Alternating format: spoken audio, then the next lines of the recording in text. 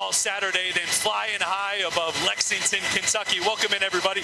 I'm Jordan Rogers, and we are in a Black Hawk helicopter en route for the flyover at Kroger Field. And somehow, the guy that's scared of heights drew the short stick, but I'm in good hands with the 8229 Assault Helicopter Battalion. And speaking of flying high, nobody flying higher right now than Jalen Milroe. It'll be up to Kentucky's defense to try to keep him grounded.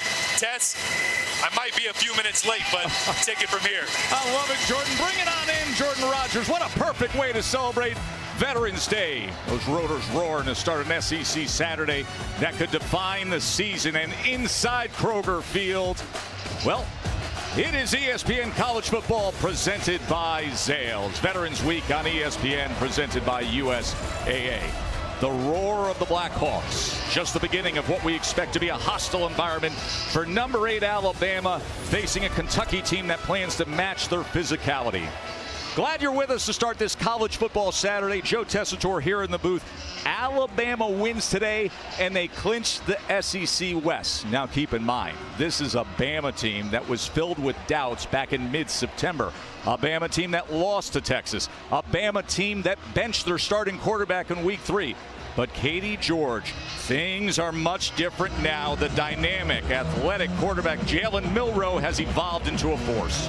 Yeah, he has, Tess. Nick Saban told us that at the beginning of the year they were trying to do things on offense that they had done in the past. The only problem is Jalen Milroe is unlike the Alabama quarterbacks of the past, so he struggled.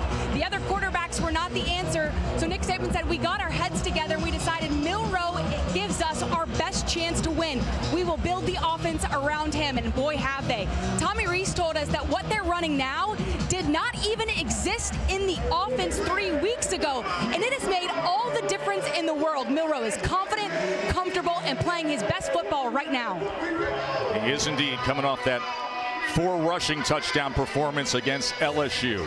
Kentucky won the toss. They elect to defer. Only 2 wins all-time does Kentucky have against Bama.